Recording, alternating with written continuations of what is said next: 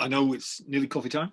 Just one little thing as a personal question, because I noted this and then I can't remember whether I made it up or whether I'd really read it.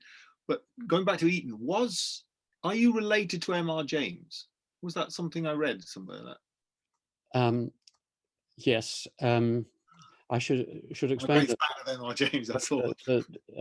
M.R. James is a very typical Cambridge academic in that one part of him is a scholar, was a scholar. He lived in the later 19th, early 20th century, and he was a great biblical and textual scholar. He knew every writer of various texts in the 14th, 15th, 16th centuries and could date manuscripts. So he catalogued the libraries of Oxford and Cambridge colleges and British Library and so on and so on.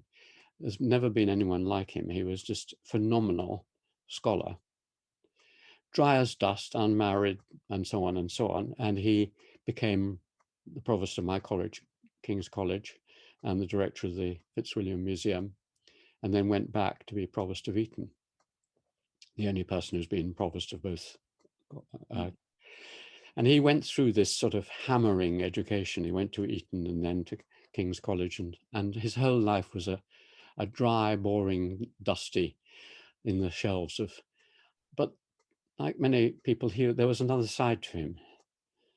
No one knows why exactly. There are various theories because his letters still exist, but for one reason or other, quite early in his life, when in his teens, he became interested in spooky things, in quasi-biblical stories about people's heads being cut off and sort of strange events.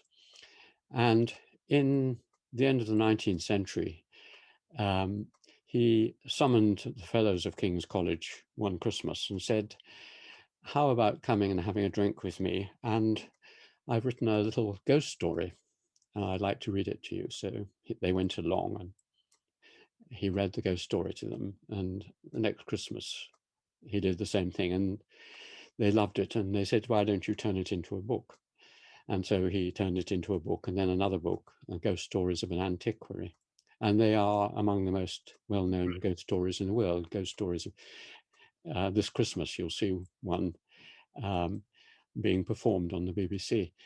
So there was this imaginative life of ghosts and so on, and a complex emotional life that he led as well. And although he was one famous person in my family, my mother's maiden name was Rhodes James, Iris Rhodes James, but it's a pretty tenuous connection. That is to say, my fifth or sixth generation grandfather, about 5 generations back, I come down through the junior line, and he is the grandson of the senior line. So about 4 generations back, we're cousins, something like that. But his name is still one to be conjured with in Cambridge.